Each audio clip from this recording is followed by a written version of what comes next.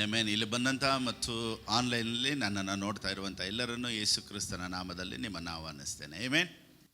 ದೇವರ ಸಮ್ಮುಖದಲ್ಲಿ ನಾನು ನೀವು ಹೆಂಗೆ ಬೆಲೆ ಉಳ್ಳವರು, ಸೋ ಪ್ರೆಷಸ್. ಬೈಬಲಲ್ಲಿ ತುಂಬ ಓದಿರೋರು, ಅದ್ಭುತ ಮಾಡಿರೋರು, ಈ ಥರ ತುಂಬ ಜನ ಇದ್ದಾರೆ. ಸ್ಕಾಲರ್ಸ್ ಈ ರೀತಿ ಹೇಳ್ತಾರೆ, ಪೌಲನ ವಿದ್ಯಾಭ್ಯಾಸ ಎಷ್ಟು PhD ಈಕ್ವಲ್ ಅಂತೆ? 11 PhD ಈಕ್ವಲ್ ಅಂತೆ. ಅವ್ರು ಏನಾದರೂ ಒಂದು ಬರೆದ್ರೆ ಅದರಲ್ಲಿ ಯೋಚನೆ ಮಾಡ್ತಾಯಿದ್ರು, ಅದರಲ್ಲಿ ಅಷ್ಟು ಇರ್ತಿದೆ. ಆದರೆ ಈ will explain it simply, in one ಲೈನಲ್ಲಿ ಇರುತ್ತೆ. ಆದರೆ ಅದನ್ನು ವಿವರಿಸ್ತಾ ಹೋದರೆ ಅದರಲ್ಲಿ ಅಷ್ಟು ಇರುತ್ತೆ. A man of revelation. ದೇವರು ಪೌಲನ್ನು ನೋಡಿದರೆ ಸಂತೋಷಪಟ್ಟಿರ್ಬೋದು, ಹೌದಾ ಇಲ್ವಾ? ಅಲ್ವಾ? ಯಾರಾದರೂ ಪೌಲ್ಗೆ ಈಕ್ವಲಾಗಿ ಬರೋಕ್ಕಾಗುತ್ತಾ? ನಾನು ನೀವು ಪೌಲನಿಗೆ ಈಕ್ವಲಾಗಿ ಬರೋಕ್ಕಾಗುತ್ತಾ? ಹಾಂ, ನಿಮಗೊಂದು 3-4 ಮಕ್ಕಳಿದ್ದಾರೆ ಅಂತ ಇಟ್ಕೊಳ್ಳಿ. ನಿಮಗೆ ಅವರಲ್ಲಿ ಇದು ವೇಸ್ಟ್ ಅಪ್ಪ, ಇದು ಬೇಡ, ಇದೇ ತುಂಬ ಪ್ರೆಷಸ್ ಅಂತ ಎಷ್ಟು ಜನಕ್ಕೆ ಹೇಳ್ತೀರಾ? ಹಾಂ, ಒಂದಿಬ್ಬರು ಮಕ್ಕಳಿದ್ರು, ಅಥವಾ ಒಂದು 3 ಮಕ್ಕಳು ಇಟ್ಕೊಳ್ಳಿ. 3 ಮಕ್ಕಳಲ್ಲಿ ನಿಮ್ಗೆ ಯಾರು ಪ್ರೆಷಸ್? ಹಾಂ, 3. ಸೊ ನಾನು ನೀವು ಯಾರು ದೇವರಿಗೆ? ಮಕ್ಕಳು. ಪೌಲ್ ಬೇರೆ ಅಲ್ಲ, ನಾವು ಬೇರೆ ಅಲ್ಲ. ಪೌಲನ್ನು ದೇವರು ಹೆಂಗೆ ನೋಡ್ತಾರೋ ಅದೇ ರೀತಿಯೇ ನನ್ನನ್ನು ನಿಮ್ಮನ್ನು ದೇವರು ನೋಡೋದು. Because even I am the son of god. ಆಗಿನ ಕಾಲಕ್ಕೆ ಪಾಸ್ಟರ್ ಪಾಲ್, ಈಗಿನ ಕಾಲಕ್ಕೆ ಪಾಸ್ಟರ್ ಫಿಲಿಪ್ ಬಾಬು, ಅಷ್ಟೇ. ಅದು ಆ ಕಾಲ, ಇದು ಈ ಕಾಲ, but still we are the sons of god. ಆ ರೀತಿ ನೋಡಿ, ಯೇಸು ಸ್ವಾಮಿ ಏನು ಹೇಳ್ತಾರೆ ಗೊತ್ತಾ? ತಂದೆಯೇ, ನನ್ನನ್ನು ಪ್ರೀತಿಸಿದ ಹಾಗೆಯೇ ಇವರನ್ನು ಸಹ ಪ್ರೀತಿಸು. ಸೊ ತಂದೆಯ ಪ್ರೀತಿ ಯಾವ ರೀತಿ ಅಂತೆ? ಯೇಸು ಸ್ವಾಮಿಗಿಂತ ಈ ಲೋಕದಲ್ಲಿ ಬೇರೆ ಯಾರೂ ಪ್ರೆಷಸ್ ಇಲ್ಲ. ಯೇಸು ಸ್ವಾಮಿ ಏನು ಹೇಳ್ತಾರೆ ಗೊತ್ತಾ? ನನ್ನ ಮೇಲಿಟ್ಟಿರೋ ಪ್ರೀತಿ ಥರನೇ ಇವ್ರ ಮೇಲೂ ಇರಲಿ ಅಂದರೆ, ದೇವರು ಯಾವ ರೀತಿ ನನ್ನನ್ನು ನಿಮ್ಮನ್ನು ನೋಡ್ತಾರೆ? ಯೇಸು ಸ್ವಾಮಿ ಥರನೇ ನೋಡ್ತಾರೆ. ಅಂದರೆ ಯೇಸು ಸ್ವಾಮಿಗಿಂತ ಪೌಲನ್ ಸ್ವಲ್ಪ ಕಡಿಮೆನೆ. ಈಗ ಪೌಲನ್ನಿಟ್ಟು ಯೇಸು ಸ್ವಾಮಿನಿಟ್ಟು ತಂದೆಯ ದೇವರಿಗೆ ಇವರಿಬ್ಬರಲ್ಲಿ ಯಾರು ಪ್ರೆಷಸ್ ಅಂದರೆ ಯಾರನ್ನ ಹೇಳ್ತಾರೆ? ಬೈಬಲ್ ಹೇಳುತ್ತೆ, ತನ್ನ ಒಬ್ಬನೇ ಮಗನಾದ. ಮಗ ಒಬ್ಬರೇ, ಪೌಲಲ್ಲ ಆಮೇಲೆ ಬಂದಿದ್ದು. ತಂದೆಯ ದೇವರಿಗೆ ಪ್ರೀತಿ ಯಾರ ಮೇಲೆ ಅಂದರೆ ತನ್ನ ಒಬ್ಬನೇ ಮಗ. Price the Lord. ಸೊ ಆ ಮಗನಿಗೆ ಈಕ್ವಲ್ ಆಗಿಯೇ ನನ್ನನ್ನು ನಿಮ್ಮನ್ನು ಪ್ರೀತಿಸ್ತಾ ಇದ್ದಾರಂತೆ.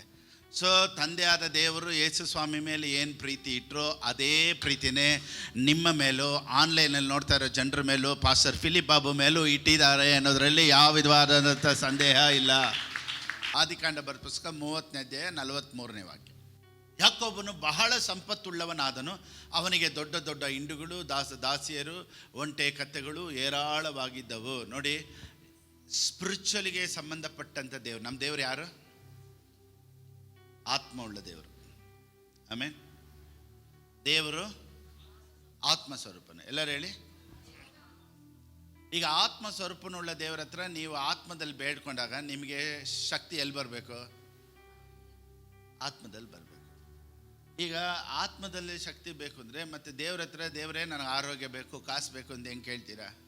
ಆತ್ಮಕ್ಕೆ ಸಂಬಂಧಪಟ್ಟಿದ್ರೆ ನಿಮಗೆ ಶಕ್ತಿ, ಬಲ, ಆಶೀರ್ವಾದ ಎಲ್ಲ ಎಲ್ಲಿಗೆ ಬರಬೇಕು? ಆತ್ಮಕ್ಕೆ ಬರಬೇಕು. ಆತ್ಮಕ್ಕೆ ಸಂಬಂಧಪಟ್ಟಿದ್ದ ದೇವರು ಎಲ್ಲಿ ಕೊಡಬೇಕು? ಆತ್ಮ ಕೊಡಬೇಕು. ಇವಾಗ ನನಗೆ ಗಾಡಿ ಬೇಕು, ನನಗೆ ಕಾರ್ ಬೇಕು, ನನಗೆ ಲ್ಯಾಂಡ್ ಬೇಕು, ನನಗೆ ಹಣ ಬೇಕು, ಇದೆಲ್ಲ ಹೆಂಗೆ ಕೇಳ್ತೀರಾ? ಇದು ಶರೀರಕ್ಕೆ ಸಂಬಂಧಪಟ್ಟಿದ್ದಾನೆ. ನೋಡಿ, ಆತ್ಮಕ್ಕೆ ಸಂಬಂಧಪಟ್ಟ ದೇವರೇ ಶರೀರಕ್ಕೆ ಸಂಬಂಧಪಟ್ಟದನ್ನು ಕೊಡೋದು. ಅದಕ್ಕೆ ನಾನು ಹೇಳ್ತೀನಿ, ಶರೀರಕ್ಕೆ ಸಂಬಂಧಪಟ್ಟದ್ದನ್ನು ದೇವರು ಕೊಟ್ಟಾಗ ಆತ್ಮದ ವಿಷಯದಲ್ಲಿ ನೀವು ಸ್ಟ್ರಾಂಗ್ ಆಗ್ತೀರಾ ಅಷ್ಟೇ. ಆತ್ಮ ವಿಷಯದಲ್ಲಿ ನೀವು ಸ್ಟ್ರಾಂಗ್ ಆಗಿರಬೇಕು ಅಂದರೆ ಶರೀರಕ್ಕೆ ಸಂಬಂಧಪಟ್ಟಂಥ ಕಾರ್ಯಗಳು, ಕೆಲಸಗಳನ್ನು ನಾವು ಮಾಡಬೇಕು. ಪ್ರಾರ್ಥನೆ, ಬೈಬಲ್ ರೀಡಿಂಗು, ಚರ್ಚಿಗೆ ಬರೋದು, ಸೀಕಿಂಗ್ ದ ಪ್ರೆಸೆನ್ಸ್ ಆಫ್ ಗಾಡು, ಇದೆಲ್ಲ ನೀವು ಶರೀರದಲ್ಲಿ ಮಾಡಿದಾಗ ಆತ್ಮದಲ್ಲಿ ಫೈರ್ ಆಗ್ತೀರ. ಯಾವಾಗ ಆತ್ಮದಲ್ಲಿ ಫೈರ್ ಆಗ್ತಿರೋ ಶರೀರಕ್ಕೆ ಬ್ಲೆಸ್ಸಿಂಗ್ ಬರುತ್ತೆ. ಸೊ ಬರೇ ಆತ್ಮ ಆತ್ಮ ಆತ್ಮ ಹಂಗೆ ಪರಮಾತ್ಮ ಅಂದ್ಕೊಂಡು ಹಂಗೆ ಪರಮಾನಂದ ಅಂದ್ಕೊಂಡು ಹಂಗೆ ಆತ್ಮದಲ್ಲೇ ಬಿಟ್ಬಿಡು. ಆತ್ಮದ ವಿಷಯದಲ್ಲಿ ನೀನು ಸ್ಟ್ರಾಂಗ್ ಆಗಬೇಕಂದ್ರೆ ಶರೀರದ ವಿಷಯದಲ್ಲಿ ನೀನು ಕೆಲಸಗಳು ಮಾಡಬೇಕು. ಸೊ ವೆನ್ ಯು ಗಿವ್, ನೀವು ಇಲ್ಲಿ ಕೊಡಕ್ಕೆ ಬಂದಾಗ ಇಲ್ಲಿ ಫೇತ್ ಸ್ಟ್ರಾಂಗ್ ಆಗುತ್ತೆ. ಒಬ್ಬರು ಪಾಸ್ಟರ್ ನನ್ನ ನಂಬಿಕೆ ಐತೆ, ಅದೆಲ್ಲ ಇಲ್ಲ. ನಿನ್ನ ನಂಬಿಕೆ ಎದರಲ್ಲಿ ತೋರಿಸ್ಬೇಕಾದ್ರೆ ಕೊಡೋದ್ರಲ್ಲಿ, ಬರೋದ್ರಲ್ಲಿ, ವಾಕ್ಯ ಕೇಳೋದ್ರಲ್ಲಿ, ಪ್ರಾರ್ಥನೆಯಲ್ಲಿ, ಇಂಥದ್ರಲ್ಲೇ ನಂಬಿಕೆ ಬರೋದು. ನಾನು ದೇವ್ರನ್ನ ನಂಬಿದ್ದೀನಿ. ನೋಡಿ, ಕೆಲವರು ದೊಡ್ಡ ಮನುಷ್ಯರು ಚರ್ಚಿಗೆ ಬರೋದಿಲ್ಲ. ಏನು ಪಾಸ್ಟರ್ ಬರದೇ ಇರೋರನ್ನ ದೊಡ್ಡ ಮನುಷ್ಯರು ಅಂದ್ಬಿಟ್ರಾ?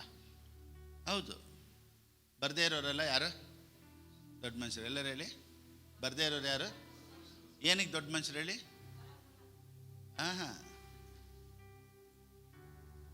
ಅವ್ರ ದೇವರೇ ಬೇಡ ಅನ್ನೋ ಸ್ಟೈಲಲ್ಲಿ ಇದ್ದಾರೆ ಅಂದರೆ ಯೋಚನೆ ಮಾಡಿ, ಅವ್ರ ದೇವ್ರಿಗಿಂತ ಎಷ್ಟು ದೊಡ್ಡವರು.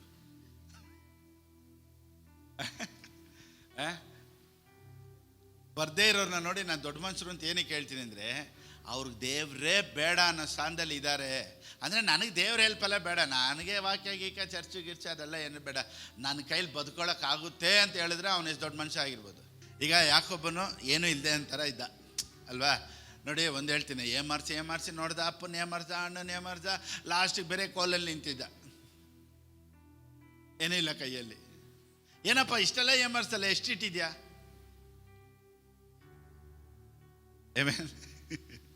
ನೋಡಿ, ಫೇತ್ ಅನ್ನೋದು ಏನು ಗೊತ್ತಾ? ಇವಾಗ ಹೇಳ್ತೀನಿ ಕೇಳಿ. ಫೇತ್ ಅನ್ನೋದು ಬಂದ್ಬಿಟ್ಟು ಯಾವುದನ್ನು ಗಟ್ಟಿಯಾಗಿ ಹಿಡ್ಕೊಂಡಿದ್ದೀವೋ ಅದೆಲ್ಲ ಫೇತು, ಯಾವುದನ್ನು ಬಿಟ್ಬಿಡ್ತೀವೋ ದಟ್ ಈಸ್ ಕಾಲ್ಡ್ ಫೇತ್. ಅಬ್ರಾಹ್ಮನಿಗೆ ರಿಲೇಟಿವ್ಸ್ ಎಲ್ಲ ತುಂಬ ಜನ ಇದ್ರು. ದೇವ್ರು ಹೇಳಿದ್ರು, ಬಿಟ್ಬಿಡಪ್ಪ.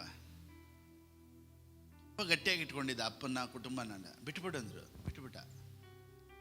ಫೇತ್.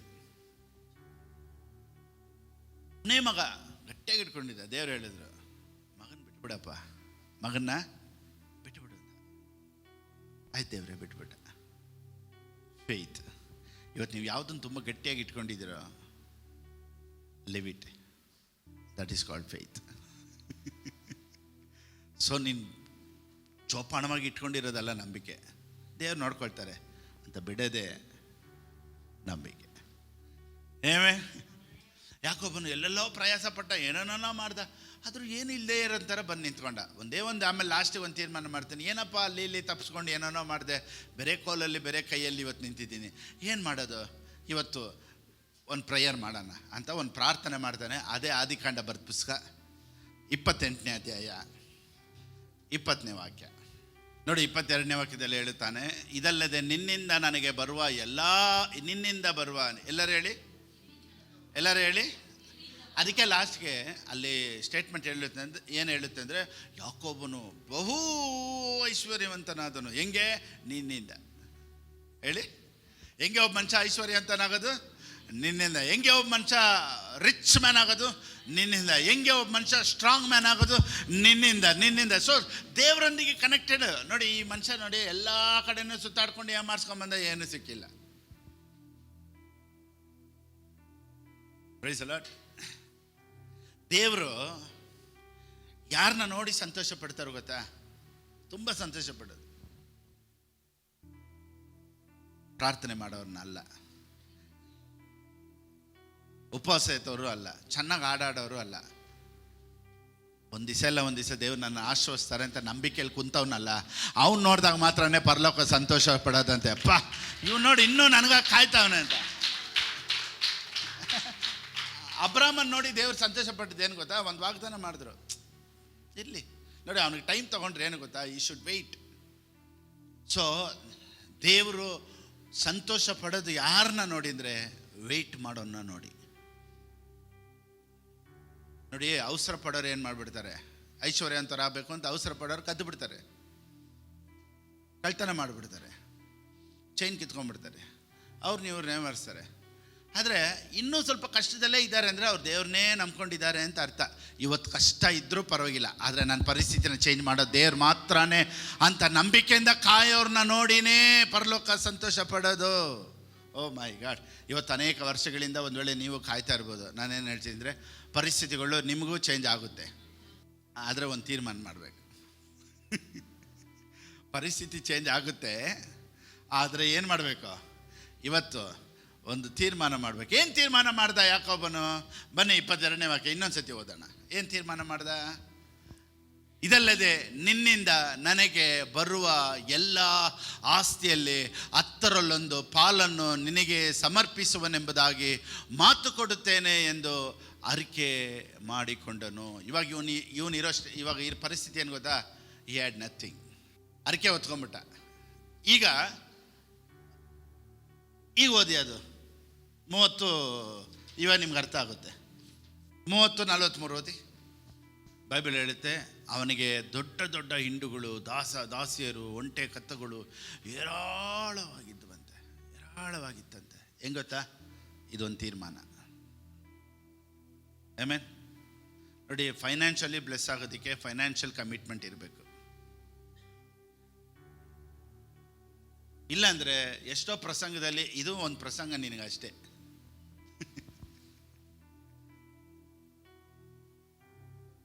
ಕೆಲವರು ನೋಡಿ ಎಷ್ಟೋ ವರ್ಷದಿಂದ ಪ್ರಸಂಗ ಕೇಳ್ತಾ ಇರ್ತಾರೆ, ಯಾಕೆ ಪಾಸ್ಟರ್ ಚೇಂಜೇ ಆಗ್ತಾ ಇಲ್ಲ ಪರಿಸ್ಥಿತಿ? ಎಷ್ಟು ತೀರ್ಮಾನಗಳು ನಾವು ತಗೊಳ್ತಾ ಇದ್ದೀವಿ ದಿನೇ ದಿನೇ. ಎಷ್ಟು ಪ್ರಸಂಗಗಳಿಗೆ ನಾವು ತೀರ್ಮಾನ ತಗೊಳ್ತೀವಿ. ನೋಡಿ, ಒಂದು ಡಾಕ್ಟ್ರಿಗೆ ಓದಬೇಕಂದ್ರೆ ಒಂದು ತೀರ್ಮಾನ ಎತ್ತಬೇಕು, ಒಂದು ಇಂಜಿನಿಯರ್ ಮಾಡಬೇಕಂದ್ರೆ ಒಂದು ತೀರ್ಮಾನ ಎತ್ತಬೇಕು, ಜಿಮ್ಗೆ ಹೋಗಿ ಫಿಟ್ ಆಗಬೇಕಂದ್ರೆ ಒಂದು ತೀರ್ಮಾನ ಎತ್ತಬೇಕು. ತೀರ್ಮಾನ ಇಲ್ಲದೆ ಯಾವುದು ತಾನಾಗೆ ಬರೋದಿಲ್ಲ ಅಲ್ವಾ? ಸೊ ನಾನೇನು ಹೇಳ್ತೀನಿ, ನೀನು ಪ್ರೇಯರ್ ಮಾಡು, ನೀನು ಉಪವಾಸ ತಗೋ, ಅದೆಲ್ಲ ಹೇಳ್ತಾ ಇಲ್ಲ. ನಿನಗೆ ನಂಬಿಕೆ ಬರೋ ಥರ ನೀನು ಚಿಕ್ಕ ಚಿಕ್ಕ ತೀರ್ಮಾನಗಳನ್ನು ಮಾಡಬೇಕು. ಅದು ಏನಕ್ಕೆ? ನಿನಗೆ ನಂಬಿಕೆ ಬರೋ ಥರ. ಅದಕ್ಕೆ ನಾನು ಹೇಳಿದೆ, ಸಬ್ಕಾನ್ಷಿಯಸ್ ಮೈಂಡ್ ಅಂದರೆ ಮನಸ್ಸಾಕ್ಷಿಗೆ ಒಂದೇ ಸತಿ ಕೋಟಿ ಬರುತ್ತೆ ಅಂದರೆ ನಂಬೋದಿಲ್ಲ. ದಿನೇ ದಿನೇ ದಿನೇ ದಿನೇ ಇದನ್ನು ನೀನೇನು ಮಾಡಬೇಕು? ಟ್ರೈನ್ ಮಾಡಬೇಕು. Praise the lord. Amen. So ನಮ್ಮ ನಂಬಿಕೆ ಯಾವಾಗಲೂ ದುಡ್ಡು ಮೇಲೆ ಇರಬಾರ್ದು, ದೇವ್ರ ಮೇಲೆ ಇರಬೇಕು.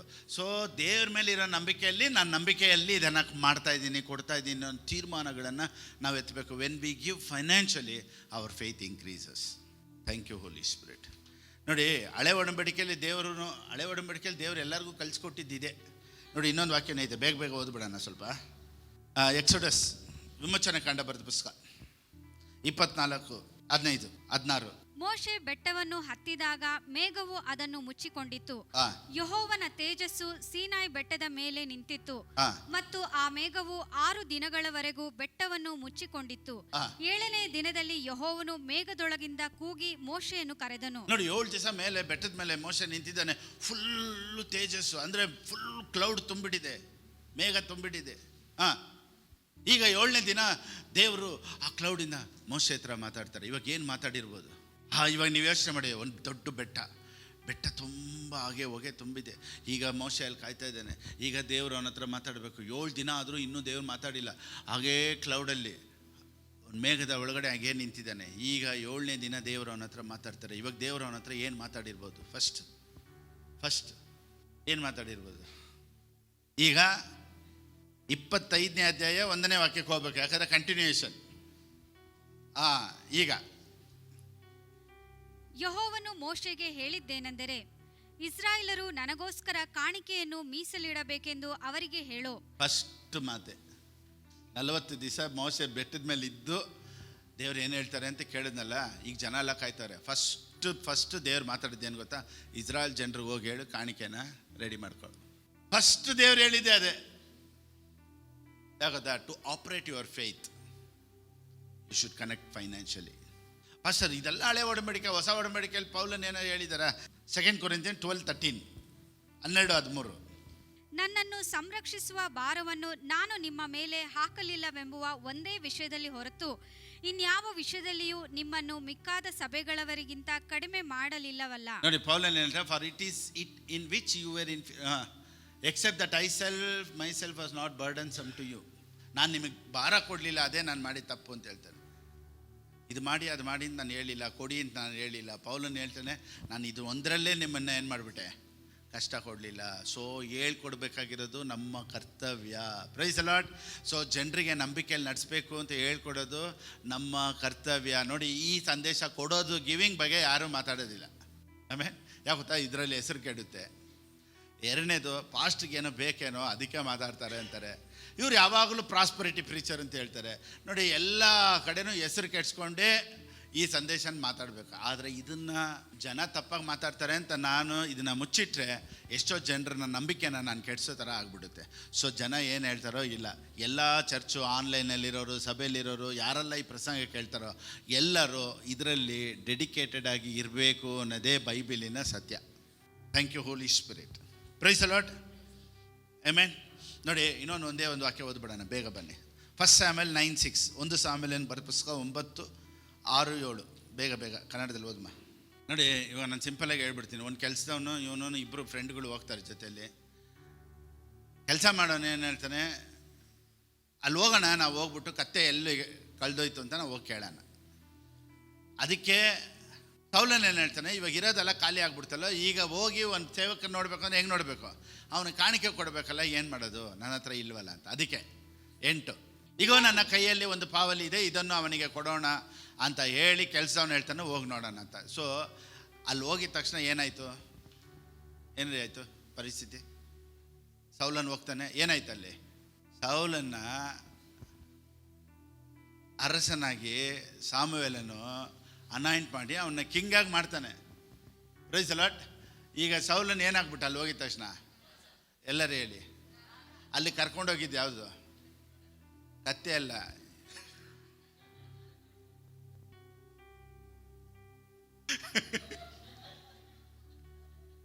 ಅದಕ್ಕೆ ಕತೆನ ಕರೆಕ್ಟಿಗೆ ಕೇಳಬೇಕು. ಸಡನ್ನಾಗಿ ನಿದ್ದೆಯಲ್ಲಿ ಎದ್ದು ಕತ್ತೆ ಅನ್ನೋದರ ಅರ್ಧ ಕಥೆಯಲ್ಲಿ ಎದ್ಬಿಟ್ಟು ಕತ್ತೆ. ಇವಾಗ ಇವನು ಅಲ್ಲಿ ಅರಸನಾಗಿದ್ದಕ್ಕೆ ಕಾರಣ ಗೊತ್ತಾ? ಪಕ್ಕದಲ್ಲಿ ಒಬ್ಬ ಹೇಳ್ದ, ನನ್ನ ಹತ್ರ ಒಂದು ಕಾಸು ಐತೆ, ಅದನ್ನು ಎತ್ಕೊಂಡೋಗಿ ಏನು ಮಾಡೋಣ, ಅವನ ಹತ್ರ ಕೊಡೋಣ ಅಂತ. ಸೊ ಅಲ್ಲಿ ರಾಜನಾಗಿ ಮಾಡಿದ್ದಕ್ಕೆ ಕಾರಣ ಏನು ಗೊತ್ತಾ? ಇವನ ಹತ್ರ ಇದ್ದಿದ್ದು ಕಾಣಿಕೆ. ಸೊ ಇವನ ಹತ್ರ ಇದ್ದಂಥ ಕಾಣಿಕೆನೇ ಅಲ್ಲಿ ಅವನಿಗೆ ಕಿಂಗ್ ಅನಾಯಿಂಟಿಂಗ್ ಆಯಿತು. ನಾನೇನು ಹೇಳ್ತೀನಿ ಅಂದರೆ, ಕಾಣಿಕೆನೇ ನಿನ್ನನ್ನು ರಾಜನಾಗಿ ಮಾಡೋದಕ್ಕೆ ಸಾಧ್ಯ. Amen, praise the Lord. ನೋಡಿ, ಒಂದು small offering, it took him to the prophet Samuel. ಆ ಕಾಣಿಕೆ ಸಾಮುವೇಲ್ ಹತ್ರ ಹೋದ್. ಅಲ್ಲಿ ಹೋಗಿದ ತಕ್ಷಣ ಆ ಕಾಣಿಕೆ ಕೊಟ್ಬಿಟ್ಟು ಪ್ರೇಯರ್ ಮಾಡಿ ಅಂತಾನೆ. ಅವನ ತಲೆ ಮೇಲೆ ಕೈ ಇಟ್ಬಿಟ್ಟು ಏನು ಹೇಳ್ತಾನೆ ಗೊತ್ತಾ? ಇವತ್ತಿಂದ ನೀನೇ ಇಸ್ರಾಯೇಲಿಗೆ ಅರಸನಂತ ಅನಾಯಿಂಟ್ ಮಾಡಿಬಿಟ್ಟ. ಸೊ ಒಂದು ವೇಳೆ ಇವ್ರ ಹತ್ರ ಕಾಸು ಇಲ್ಲ ಅಂದಿದ್ರೆ ಏನು ಗತಿ? ಏನು ಮಾಡ್ತಾಯಿದ್ರು? ಸೀದಾ ವಾಪಸ್ ಹೋಗ್ತಾಯಿದ್ರು. ಸೊ ಇವನ ಹತ್ರ ಕರ್ಕೊಂಡೋಗಿತ್ತು, ಇಲ್ಲಿ ಪ್ರಾಫಿಟ್ ಹತ್ರ ಕರ್ಕೊಂಡೋಗಿದ್ದು ಯಾವುದು? ಕಾಣಿಕೆ. ಸೊ ಯಾವಾಗಲೂ ಅಷ್ಟೇ, ಆಫರಿಂಗು ಗಿವಿಂಗು ಒಂದು ಕನೆಕ್ಷನು ದೇವ್ರ ಹತ್ರ ನಿನಗಿರುತ್ತೆ. ಆಮೇಲೆ ಹೊಸ ಒಡಂಬಡಿಕೆಯಲ್ಲಿ ಒಂದು ಓದ್ಬಿಟ್ಟು ಬೇಗ ಮುಗಿಸ್ಬಿಡೋಣ, ಇನ್ನೊಂದು 5 ನಿಮಿಷದಲ್ಲಿ. ಮಾರ್ಕನಿಗೆ ಬರೆದ ಪುಸ್ತಕ 10ನೇ ಅಧ್ಯಾಯ 21. ಯೇಸು ಅವನನ್ನು ದೃಷ್ಟಿಸಿ ನೋಡಿ ಪ್ರೀತಿಸಿ ಅವನಿಗೆ, ನಿನಗೆ ಒಂದು ಕಡಿಮೆಯಾಗಿದೆ, ನಿನಗೊಂದು ಕಡಿಮೆ ಇದೆ, ಹೋಗು, ನಿನ್ನ ಬದುಕನ್ನೆಲ್ಲವ ಮಾರಿ ಬಡವರಿಗೆ ಕೊಡು. ಸ್ವಲ್ಪ ಬಡವರಿಗೆ ಕೊಟ್ಟುಬಿಡು, ಸ್ವಲ್ಪ ದುಡ್ಡು ಸ್ವಲ್ಪ ನಿನ್ನ ಜೋಬಿಂದ ಬಿಚ್ಚು ಅಂತ ಹೇಳ್ತಾರೆ. ಸಿಂಪಲ್ ಆಗಿ ಹೇಳ್ತೀನಿ ನೋಡಿ, ಸ್ವಲ್ಪ ದುಡ್ಡನ್ನ ನೀನು ಕೊಟ್ಟುಬಿಡು ಅಂತಾರೆ. ಪರಲೋಕದಲ್ಲಿ ನಿನಗೆ ಸಂಪತ್ತಿರುವುದು, ನೀನು ಬಂದು ನನ್ನನ್ನು ಹಿಂಬಾಲಿಸು ಎಂದು ಹೇಳಿದನು.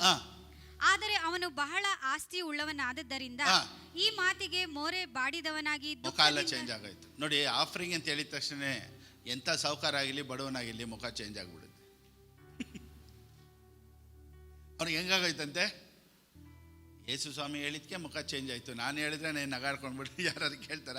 ಇಲ್ಲಿ ಸ್ವಲ್ಪ ಚೇಂಜಸ್ ಆಗುತ್ತೆ, ಆದ್ರೂ ನೀವು ಯಾವಾಗಲೂ ನಗಾಡೋ ಥರ ಒಂದು ದಾರಿ ನಾನು ನಿಮ್ಗೆ ತೋರಿಸ್ತೀನಿ. Amen, praise the lord. ಈಗ ಏನೇನೆಲ್ಲ ಮಾಡ್ತೀನಿ ಅಂತ ಹೇಳ್ದ.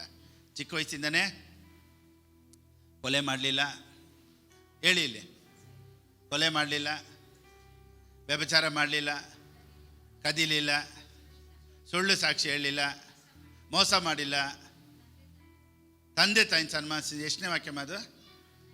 19 ಇಷ್ಟು ಲಿಸ್ಟ್ ಹೇಳ್ತಾನೆ. ದೇವ್ರು ಹೇಳಿದ್ರು, ಹೊರಡು, ಇದೆಲ್ಲ ಬೇಕಾಗಿಲ್ಲ, ಕೊಡಂಗಿದ್ರೆ ಬಾ. ದೇವ್ರೆ, ನಾನು ವ್ಯಭಿಚಾರ ಮಾಡಿಲ್ಲ, ಸುಳ್ಳು ಸಾಕ್ಷಿ ಹೇಳಿಲ್ಲ, ನಾನು ಕುಡಿಲಿಲ್ಲ, ನಾನು ಕದಿಲಿಲ್ಲ ಎಲ್ಲ ಹೇಳ್ತಾರೆ. ದೇವ್ರು ಹೇಳ್ತಾರೆ, ಆಯ್ತು ಇದೆಲ್ಲ ಸೈಡ್ಗೆ ಇಡು, ಇದೆಲ್ಲ ಇಟ್ಬಿಡು, ಈಗ ನೀನೇನು ಮಾಡು, ಕೊಡು ಅಂತ ಹೇಳಿದ ತಕ್ಷಣ ಮುಖ ಚೇಂಜ್ ಆಗೋಯ್ತು. ಹಂಗೇ ಹೊರಟೋದ್ನಂತೆ. ಒಂದು ವೇಳೆ ಇಷ್ಟೆಲ್ಲ ಮಾಡ್ತಾರಲ್ಲ ಪಾಪ ಅಂತೇಳಿ ಅವ್ನಿಗೆ ಹೋಗ್ತಾ ಇರ್ಬೇಕಾರೆ ಯೇಸು ಸ್ವಾಮಿ ಕರೆದ್ರ, ಹಲೋ ಎಕ್ಸ್ಕ್ಯೂಸ್ ಮಿ, ಬಾ ಪರವಾಗಿಲ್ಲ ಬಾ, ಇದು ಒಂತಾನೆ ಅಡ್ಜಸ್ಟ್ ಮಾಡ್ಕೊಳ್ಳೋಣ ಕರೆದ್ರ. ಶಿಷ್ಯರು ಕೇಳ್ತಾರೆ, ದೇವ್ರ ಅವನು ಹೋಗ್ತಾನೆ, ಹೋಗ್ಲಿ ಬಿಡ. ಓ ಮೈ ಗಾಡ್. ಶಿಷ್ಯರು ಕೇಳ್ತಾರೆ, ದೇವ್ರ ಅವನು ಹೋಗ್ತಾವನೆ, ಕದಿಲಿಲ್ಲ, ಕುಡಿಲಿಲ್ಲ, ಸುಳ್ಳು ಸಾಕ್ಷಿ ಹೇಳಿಲ್ಲ, ಒಳ್ಳೆಯವನು ಹೋಗ್ತಾವನೆ, ಒಳ್ಳೆಯವಂತ ಅವನು, ಆದ್ರೂ ಏನು ಮಾಡಲಿ, ಹೋಗ್ತಾ ಇರೋ. ಯೇಸು ಸ್ವಾಮಿ ಎಕ್ಸ್ಕ್ಯೂಸ್ ಮಿ ಅಂತ ಕರೆದಿಲ್ಲ, ಯಾಕೆ ಗೊತ್ತಾ? ಕೊಡೋನಲ್ಲ ಅವನು. ಕೊಡೋರಿಗೆ ಸ್ಪಿರಿಚುವಲ್ ವರ್ಲ್ಡಲ್ಲಿ ಒಂದು ಸಪ್ರೇಟ್ ರೆಸ್ಪೆಕ್ಟ್ ಇರುತ್ತೆ.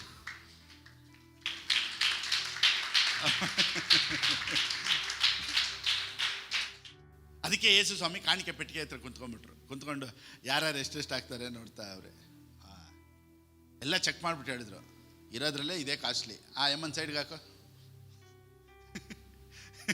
ಆ ಎಮ್ಮನ್ ಏನು ಮಾಡ್ರಿ, ಸ್ವಲ್ಪ ಸೈಡ್ ಕರ್ಕೊಂಬನ್ನಿ. ಈ ಅಮ್ಮನೇ ಬೆಸ್ಟ್ ಹಾಕಿದ್ದು. ಕುಂತ್ಕೊಂಡು ಎಲ್ಲ ನೋಡ್ತಾರೆ. ದೇವರು ಎಲ್ಲಾದರೂ ವರ್ಷಿಪ್ ಮಾಡೋ ಕಡೆ ಇರಬೇಕು, ಪ್ರೇಯರ್ ಮಾಡೋ ಕಡೆ ಇರಬೇಕು. ಕಾಣಿಕೆ ಡಬ್ಬದಲ್ಲಿ ಯಾಕೆ ಕುಂತಿದ್ದಾರೆ? ಅಲ್ಲೇ ಹೃದಯ ಗೊತ್ತಾಗೋ ಜಾಗ. ನಾನೇನು ಹೇಳ್ತೀನಿ ಅಂದರೆ, ನಿನಗೆ ನಂಬಿಕೆ ಬರಬೇಕಂದ್ರೆ ಇವತ್ತಿಂದ ಚಿಕ್ಕ ಚಿಕ್ಕ ತೀರ್ಮಾನಗಳನ್ನು ಮಾಡ್ಕೊಳ್ಳಿ. ಏಮೇನ್. ಸೊ ನಾನು ದೇವ್ರ ಸಮ್ಮುಖದಲ್ಲಿ, ದೇವರೇ ತಿಂಗಳಿಗೆ ಒಂದು ಸತಿ ಒಂದು ಅಮೌಂಟ್ ನಾನು ಟೈತ್ ಕಳಿಸ್ಬೇಕಂದ್ರೆ ನಾನು ಯೋಚನೆ ಮಾಡಿ, ಅಪ್ಪ ಇಷ್ಟು ಟೈತ್ ಕೊಡಬೇಕಾ? ಒಂದೊಂದು ಸತಿ ಇಷ್ಟು ಕೊಡ್ತಾ ಇದ್ದೀನಲ್ಲ, ಇದನ್ನು ನಾನು ಸೇವೆ ಆಗ್ತಾನೆ ಆಗ್ತೀನಿ. ನೋಡಿ, ಅಲ್ದೂ ನಮ್ಮ ಮೈಂಡ್ ಸೆಟ್ ಹೆಂಗೆ ಚೇಂಜ್ ಆಗುತ್ತೆ. ಹೆಂಗೂ ನಾನು ಸೇವೆ ಆಗ್ತಾನೆ ಆಗ್ತೀನಿ, ಒಂದೇ ಸತಿ ಎತ್ಕೊಳ್ಳೋದು ಯಾಕೆ? ಆಮೇಲೆ ತೀರ್ಮಾನ ಮಾಡಿದೆ, ದೇವರೇ ನಾನು ಇನ್ನೂ ಬೆಳಿಬೇಕಂದ್ರೆ ನಾನೇನು ಮಾಡಬೇಕು? ನನಗೆ ಡೈಲಿ ಏನೆಲ್ಲ ನಾನು ಫೋನ್ಪೇಗೋ ಆಫರಿಂಗೋ ಯಾರೆಲ್ಲ ನನಗೆ ಕೊಡ್ತಾರೋ ಅವತ್ತು ರಾತ್ರಿನೇ ನಾನು ಕಳಿಸ್ಬಿಟ್ಟೆ ನಾನು ಮಲಗಬೇಕು ಅಂತ ಒಂದು ಹೊಸ ತೀರ್ಮಾನ ತೊಗೊಂಡೆ. ನಾನೇನು ಹೇಳ್ತೀನಿ ಅಂದರೆ, ಹೊಸ ತೀರ್ಮಾನದಲ್ಲೇ ನಿನ್ನ ಆಶೀರ್ವಾದಗಳು ಇರೋದು. ಎಲ್ಲ 99% ಕೇಳಿದೆ, ಇದು 100ನೇ ಪ್ರಸಂಗ ಕೇಳ್ಕೊಂಡು ಹೋಗ್ತಾ ಇರ್ಬೋದು. ನಾನೇನು ಹೇಳ್ತೀನಿ, ಈ ಪ್ರಸಂಗ ನಿನ್ನ ಲೈಫನ್ನು ಬದಲಾಯಿಸುತ್ತೆ. Take small commitment. ಡೈಲಿ ನನಗೇನು ವರಮಾನ ಬರುತ್ತೋ, ಒಂದು ವೇಳೆ ನೀವು ಬಿಸ್ನೆಸ್ ಮಾಡೋರು ಇರ್ಬೋದು, ಒಂದು ವೇಳೆ ರ್ಯಾಪಿಡೋ ಓಡಿಸೋರಾಗಿರ್ಬೋದು, ಒಂದು ವೇಳೆ ನೀವು ಝೊಮ್ಯಾಟೊ ಸ್ವಿಗ್ಗಿ ಏನಾದರೂ ಕೆಲಸ ಮಾಡೋರಾಗಿರ್ಬೋದು. ನೋಡಿ, ಒಂದೇ ಸತಿ ಲೆಕ್ಕ ಇಟ್ಕೊಂಡು ಎಲ್ಲ ಬರೆದಿಟ್ಬಿಟ್ಟು ತಿಂಗಳಿಗೆ ಒಂದು ಸತಿ ಎತ್ತಿಡೋದು ನಿಮಗೇನಾಗುತ್ತೆ? ಸ್ವಲ್ಪ ಕಷ್ಟ ಆಗುತ್ತೆ. ಅವತ್ತೇ ಮೇನ್ 5,000 ಬಂತ, ಅವತ್ತಿಗೆ 500 ರೂಪಾಯಿ ಕಳಿಸ್ಬಿಡೋಣ. ಮಾರನೇ ದಿವಸಕ್ಕೆ ಬಾಕಿನೇ ಇಟ್ಕೊಂಬಾರ್ದು, ಅವತ್ತೇ ಕಳಿಸ್ಬಿಟ್ಟು, ದೇವರೇ ನಾನು ಕೊಟ್ಟಿದ್ದೀನಿ, ನೆಕ್ಸ್ಟ್ ದಿವಸ ನೀನು ಅದ್ಭುತ ಮಾಡಪ್ಪ ಅಂತ ನಿನ್ನ ಒಳಗಡೆ ನಂಬಿಕೆಯನ್ನು ಬೆಳೆಸ್ಕೊಳ್ಳೋದಕ್ಕೆ. ಒಂದು ವೇಳೆ ಡೈಲಿ ಆದಾಯ ಬರೋರಿದ್ದರೆ, ಒಂದು ವೇಳೆ ಡೈಲಿ ಸಂಪಾದನೆ ಮಾಡೋರಿದ್ದರೆ, ಇಂಥ ತೀರ್ಮಾನಗಳನ್ನು ಮಾಡಿ ದೇವ್ರ ದೊಡ್ಡ ಕಾರ್ಯಗಳನ್ನು ಮಾಡ್ತಾರೆ. Price the lord. ಪಾಸ್ಟರ್ ನಾವು ಯಾರಿಗೆ ಕೊಡಲಿ? ದೇವ್ರು ನಿನ್ನ ಹತ್ರ ಯಾರ ಹತ್ರ ಮಾತಾಡ್ತಾರೋ, ದೇವ್ರು ನಿನ್ನೊಂದಿಗೆ ಎಲ್ಲಿ ಮಾತಾಡ್ತಾರೋ ಅಲ್ಲಿ ಕೊಡಿ. ಪಾಸ್ಟರ್ ಒಂದು ವೇಳೆ ನಿಮ್ಮ ಮೂಲಕನೇ ಮಾತಾಡ್ತಾರೆ, ಕೊಡಿ.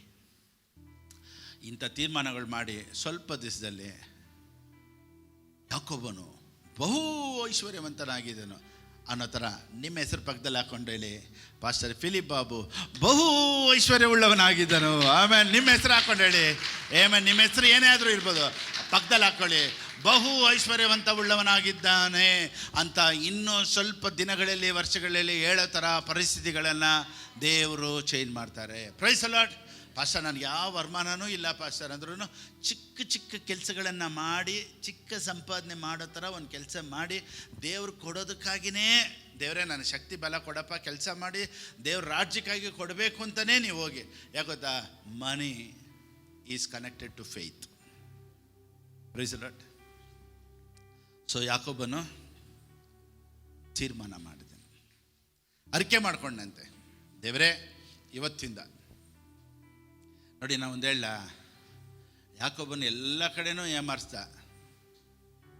ದೊಡ್ಡವನಾಗಿಲ್ಲ. ಯಾಕೋಬನ್ ಕೆಲಸ ಮಾಡಿದ ಕಡೆ ಅವನ್ನ ಎಷ್ಟು ಸತಿ ಏಮಾರಿಸಿದ್ರು, ಅದು ದೊಡ್ಡವನಾಗ್ಬಿಟ್ಟ.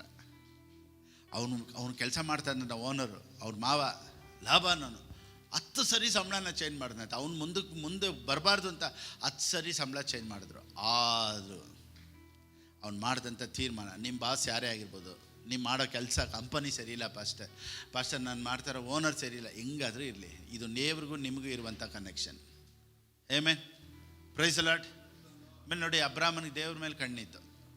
ಲೋತನು ಅಬ್ರಾಮನ್ನು ಬಿಟ್ಟು ಹೋದಾಗ ಲೋತನಿಗೆ ಹೇಳ್ತಾನೆ, ಯಾವ ಕಡೆ ಹೋಗ್ಬೇಕು ಅಂತ. ಸೊದೋಮ್ ಗೊಮೋರ ಕಡೆ ತಿರುಗಿ ನೋಡ್ತಾನೆ, ಅಷ್ಟು ಸೂಪರ್ ಆಗಿದೆ, ಏದೇನು ತೋಟ ಥರ ಇತ್ತಂತೆ ಜಾಗ. ಅವಾಗ ಅವನೇನು ಹೇಳ್ತಾನೆ, ನಾನು ಈ ಕಡೆ ಹೋಗ್ತೀನಿ ಅಂತ ಕೇಳ್ತಾನೆ. ಅಬ್ರಾಮನಿಗೆ ಏನು ಕಣ್ಣಿರ್ಲಿಲ್ವಾ? ಅಬ್ರಾಮನ್ ಕುರುಡನಾಗಿದ್ನ? ಇಲ್ಲ, ಅವನಿಗೂ ಕಾಣಿಸ್ತಾ ಇತ್ತು, ಅವನೂ ನೋಡ್ದ. ಅವನೇನು ಹೇಳ್ತಾ ಗೊತ್ತಾ, ನನ್ನ ಕಣ್ಣು ಇದ್ರ ಮೇಲೆ ಅಲ್ಲಪ್ಪ, ನನ್ನ ಕಣ್ಣು ಆತನ ಮೇಲೆ. ಆಮೇಲೆ ನಿನಗೆ ಯಾವ್ದು ಬೇಕೋ ನೀನು ಎತ್ಕೋ.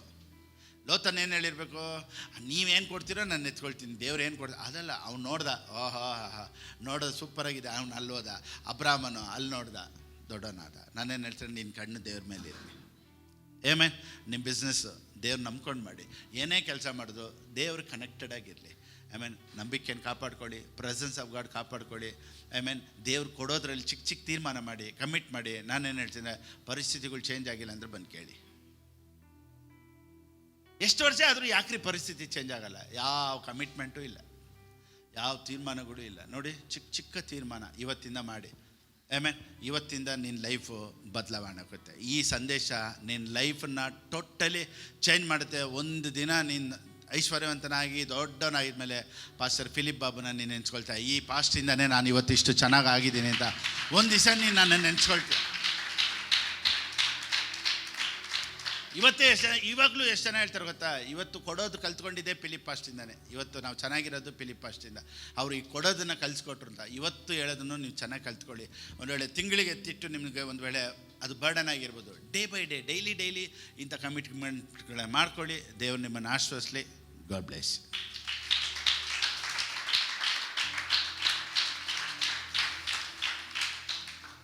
ಆಮೆನ್. ಆನ್ಲೈನಲ್ಲಿ ನೋಡ್ತಾ ಇರೋರು, ದೇವ್ರ ರಾಜ್ಯಕ್ಕಾಗಿ ಕೊಡಬೇಕು ಅನ್ನೋರು, ಹೊಸ ಕಮಿಟ್ಮೆಂಟ್ ಮಾಡೋರು ಇವತ್ತಿಂದನೇ ಮಾಡಿ.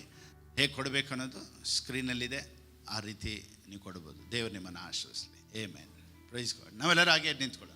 ಪ್ರೀತಿ ಸ್ವರೂಪಿಯ ಸ್ತೋತ್ರಪ್ಪ, ನಮ್ಮೊಂದಿಗೆ ನೀನು ಮಾತನಾಡಿದ್ದಕ್ಕಾಗಿ ಸ್ತೋತ್ರ. ಇವತ್ತು ತೀರ್ಮಾನ ಎತ್ಕೊಂಡಂಥ ಒಬ್ಬೊಬ್ಬರನ್ನು ದೇವರು ಲಕ್ಷಾಂತರ ರೂಪಾಯಿಗೆ, ಕೋಟಿಗೆ ನೀನು ಆಶ್ರಯಿಸೋದಕ್ಕಾಗಿ ಸ್ತೋತ್ರ. ಇವತ್ತು ಎತ್ತಿರುವಂಥ ತೀರ್ಮಾನ ಅವರನ್ನು ಐಶ್ವರ್ಯವಂತರನ್ನಾಗಿ ಮಾಡೋದ್ರಲ್ಲಿ ಯಾವ ವಿಧವಾದಂಥ ಸಂದೇಹ ಇಲ್ಲಪ್ಪ. ಈ ಸಂದೇಶಕ್ಕಾಗಿ ಸ್ತೋತ್ರ. ಇವತ್ತು ನೀನು ಮಾತನಾಡಿದಕ್ಕಾಗಿ ಸ್ತೋತ್ರಪ್ಪ. ಎಲ್ಲ ಸ್ತುತಿ ಘನ ಮಹಿಮೆ ನಿನಗೆ ಸಲ್ಲಿಸಿ ಯೇಸು ಕ್ರಿಸ್ತನ ನಾಮದಲ್ಲಿ ಪ್ರಾರ್ಥಿಸ್ತೇನೆ ತಂದೆಯೇ. ಆಮೇನ್, ಆಮೇನ್, ಆಮೇನ್. ನನ್ನ ಮನವೇ ಯೆಹೋವನನ್ನು ಕೊಂಡಾಡು, ನನ್ನ ಸರ್ವೇಂದ್ರಗಳೇ ಆತನ ಪವಿತ್ರ ನಾಮವನ್ನು ಕೀರ್ತಿಸಲಿ. ನನ್ನ ಮನವೇ ಯೆಹೋವನನ್ನು ಕೊಂಡಾಡು, ಆತನು ಮಾಡಿದಂಥ ಉಪಕಾರಗಳಲ್ಲಿ ಒಂದನ್ನಾದರೂ ಮರೆಯಬೇಡ. ಆಮೇನ್, ಆಮೇನ್, ಆಮೇನ್. ನಮ್ಮ ಕರ್ತನಾದ ಯೇಸು ಕ್ರಿಸ್ತನ ಕೃಪೆಯು, ತಂದೆಯಾದ ದೇವರ ಪ್ರೀತಿಯು, ಪವಿತ್ರಾತ್ಮನ ಅನ್ಯೋನ್ಯತೆಯು ಯಾವಾಗಲೂ ಎಂದೆಂದಿಗೂ ನಮ್ಮೊಂದಿಗಿರಲಿ. Amen, amen, amen, amen. Praise Lord. Amen. God bless you.